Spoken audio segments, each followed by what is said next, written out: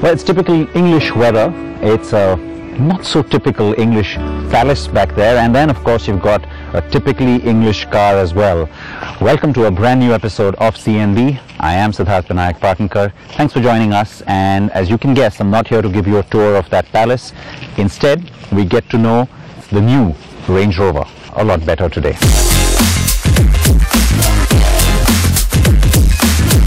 Just make it better. Now that's a familiar refrain when you talk about what Land Rover needed to do when upgrading its iconic Range Rover.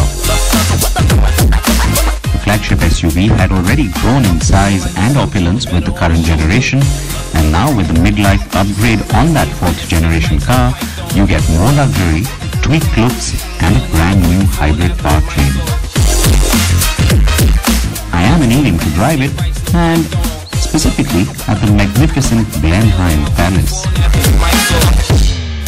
So this is the mid-cycle update on the Range Rover, which means that it is the same car, it's the same generation, but there are certain styling changes and updates that have certainly been thrown in. I think it's the front grille that's going to grab your attention straight away, because you don't have the 3 slats anymore. It's a continuous pattern, and it certainly gets your attention. Like I said, the headlamp cluster, well, that's been tweaked, but more so from a technology point of view. Laser lighting and the 140 LEDs in that cluster, you can sort of customize that. A few of them switch off for oncoming traffic to reduce the glare, and I think that's pretty cool. Now, there are a few other things, of course, that have changed. The color, this is a new one, and so they call it Byron Blue. I have to say, I would have probably thought it would look dull, but this does look really stately on this car. The entire range of cars we're driving today do have this color on them. The fins on the side, there were 3, now there are 4, and that contrast always works well. New alloy pattern as well, that's a 21-inch, and you do still have the 22-inch option. And at the back, while the rest of the silhouette remains the same, like I said, tail lamp cluster has been updated.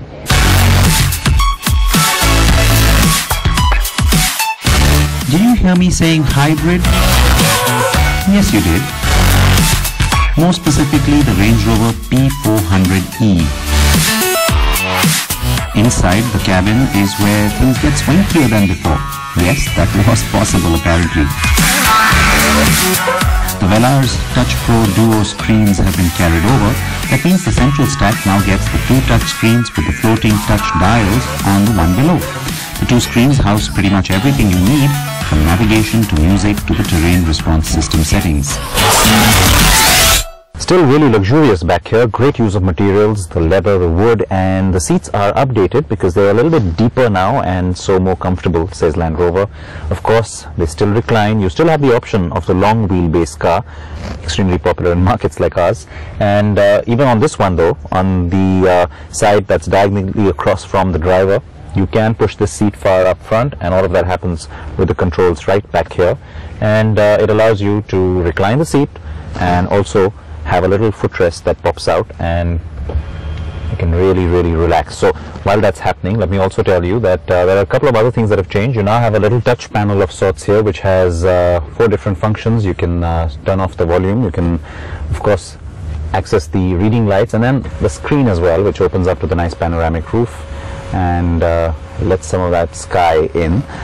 Very nice. Also, the what looks like a drop-down armrest is of course a way to go from a 2-seater to a 3-seater back here, and all you have to do is just press a button. So that's certainly new. It's also electric and automated, and it goes up. The steering controls kind of mimic what's happening up there with the floating dials up front. It does look nice and adds a little sort of tech sophistication, if you will. And of course, you have the touch screen, which lets you control everything else, including the massage function on the seats.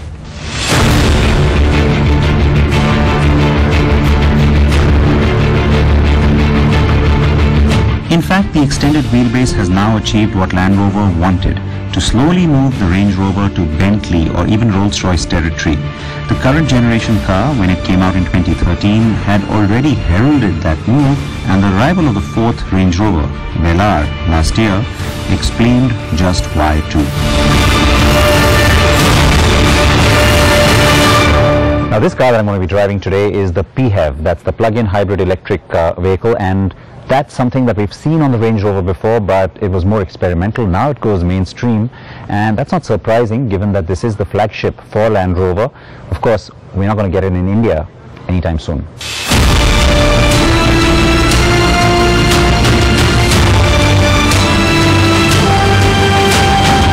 The facelift will though, but on the engines we've been used to, the V8 and the V6 diesels and petrols.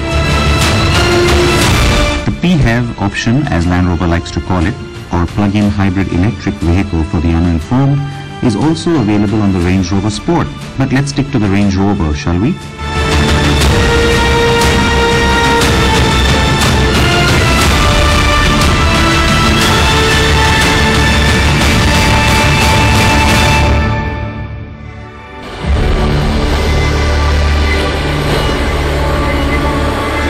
The part that has me impressed is how the hybrid's off-road and weighting capability has not changed over the regular cars.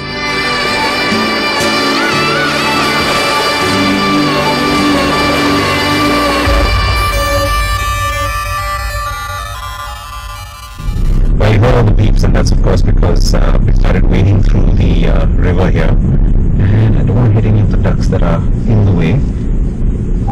Okay, yeah, alright. Now the part that surprises a lot of people, and I have to say, to be honest, it surprised me as well, the weighting capability on the hybrid, the same as the non-hybrid Range Rover, which is 900 millimeters.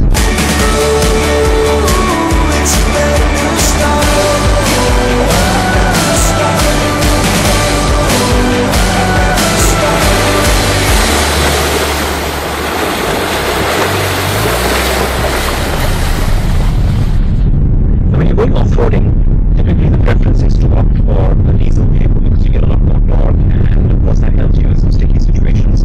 Even though, don't forget, a lot of the new four-wheel drive systems, the intelligent ones, are sending power to the different wheels where you need more traction. Having said that, the other thing we don't consciously think of, electric really helps there because you get instant torque. You don't have to, rev hard to build up that torque as you typically would with a conventional car. And even though we've got the EV mode switched off right now, the electric part of the system continues to sort of play a role and throw in a little bit of power when needed. And in that kind of a hairy situation, having that little extra burst of torque instantly certainly helps.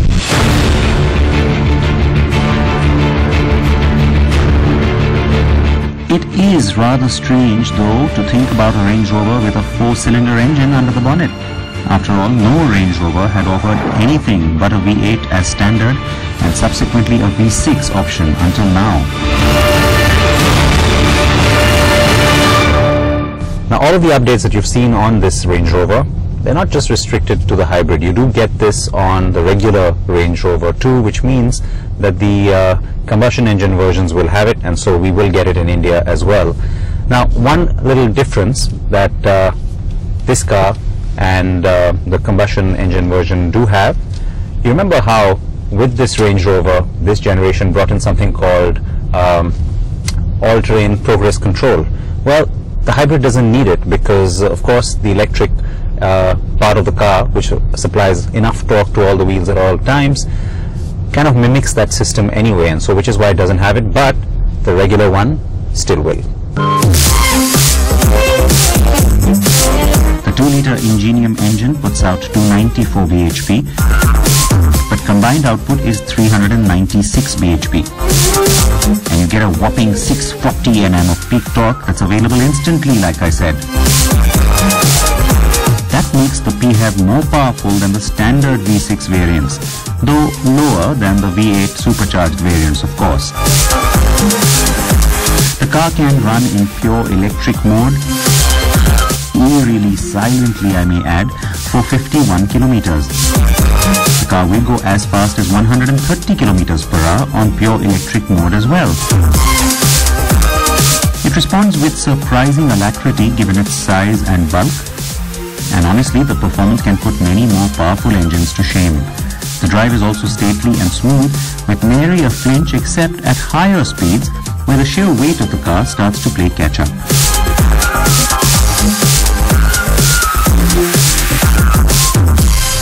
The hybrid system has something called a save mode, which is rather interesting, and it's something new because what it does is it allows you to actually save up the electric power for when you want to use it and not throughout your journey. So let's say you start off from home on a full charge from the countryside and you want to get towards the city, but you only want to use pure EV at the end of your journey. Well, you get to decide and customize that because you save it at the start and use it only later.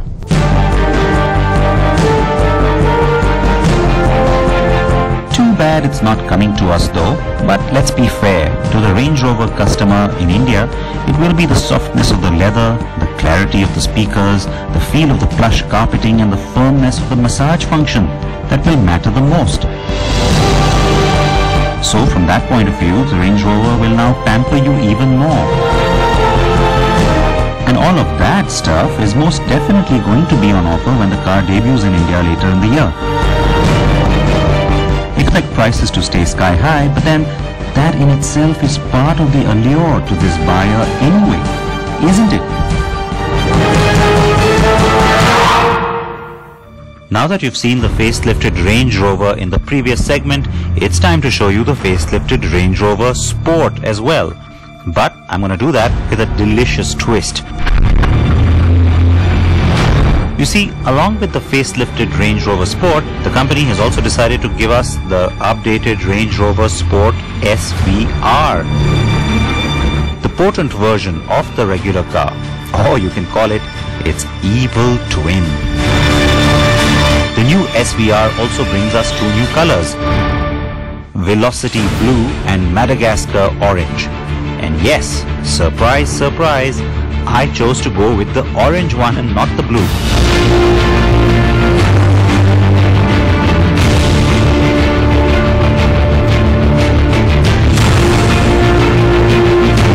Press that start-stop button and the engine roars to life.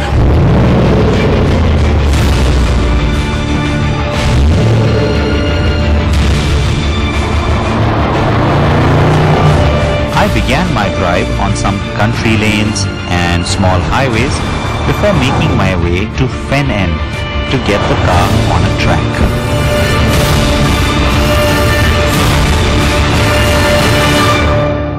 Now the previous SVR was plenty mad to begin with, and so we had lots of fun with that car in the past. You've seen some of that.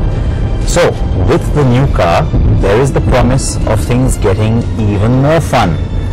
And so that's what brings me here to Fen End. This is JLR's new facility for SVO, and so we're on the dedicated SVO track to check out the latest SVO product.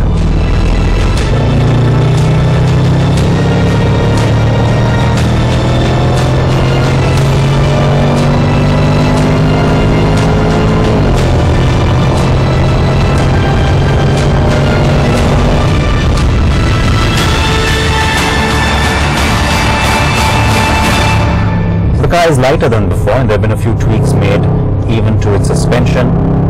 I have to say that when you get into the car, you do get a sense that it is different. There are certain improvements which are very apparent. The good news, it still sounds as fun as it used to.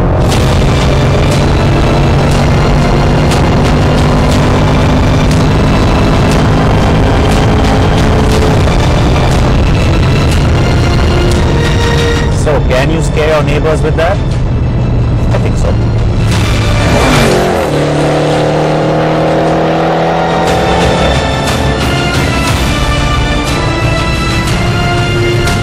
Let's run you through the figures real quick. Power has gone up, so has torque, and I can tell you this is now the same engine, of course. It also goes into the F-Type SVR.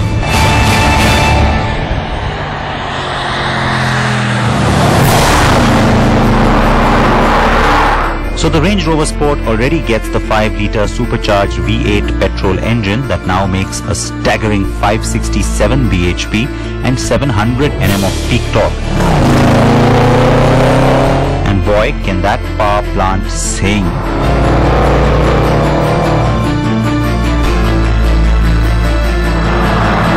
The SVR treatment gives it an additional 50 horses and 75 Nm more torque than the regular Range Rover Sport 5.0 V8.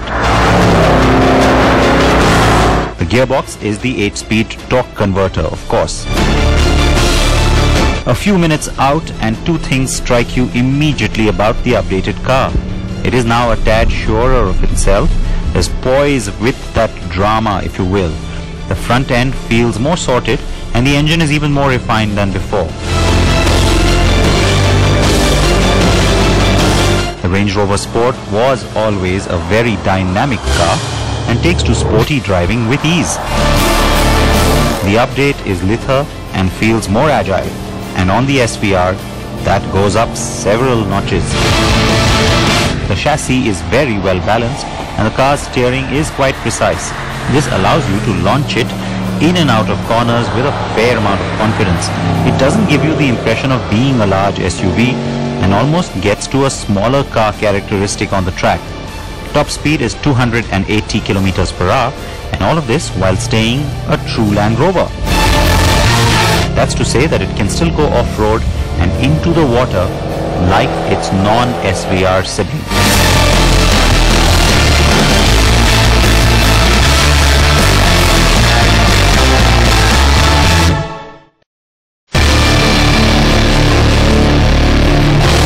The car looks even sexier than before, by the way.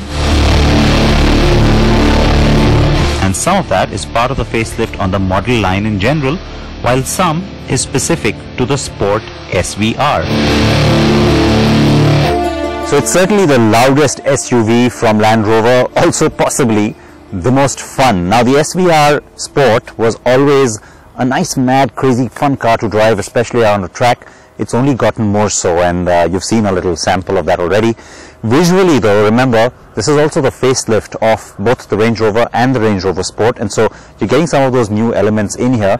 Specific to that, the new front grille, the pattern is now a single sort of design, and then you've also got the slimmer LED treatment. Overall a little more sort of Velar-esque, I suppose, and it gets to seem a little more streamlined and almost meaner up front. But for the SVR, some specific changes, of course. The bumper's a little sportier, and then you've got the carbon fiber hood. That is a very significant new feature, and believe it or not, the standard SVR will have a body colored hood. This one with the carbon fiber exposed in the middle section here, well, you actually have to pay a little bit extra for that.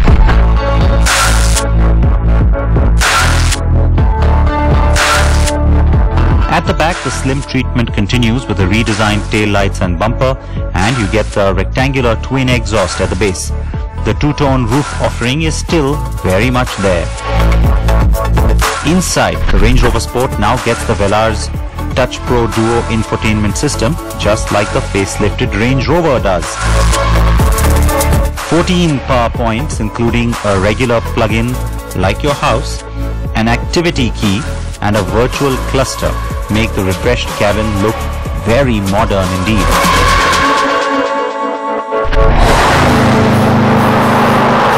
The SVR was always fun, and now it's even better, since it's married the mad with a good dose of method and made the car look sexier too. I managed to sneak in some extra lap time before getting the car out on the open road again.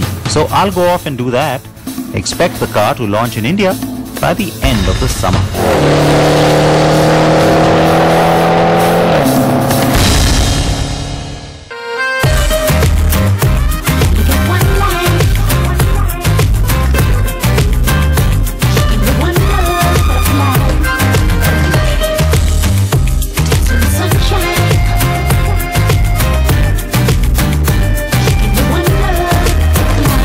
So nice and muddy, just like an SUV should be. I really like that, and I'll tell you what, you won't really see too many Range Rovers looking like that. So take that in, because you know, most buyers of the Range Rover, most owners, they're never going to do this to their cars, but they still want that assurance that the car has that capability. Well, I tell you that being the flagship of the range, it certainly brings in all of Land Rover's capability, and it sits at the pinnacle of that.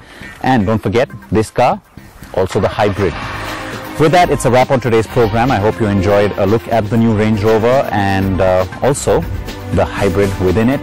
Tell me if you think we should get the hybrid in India. Though remember, for now, we're not getting the hybrid, but we will get the facelift pretty soon. Please keep your feedback coming in. You can reach me at Sid Partnkar, and promise me you'll wear your seatbelts and your helmets.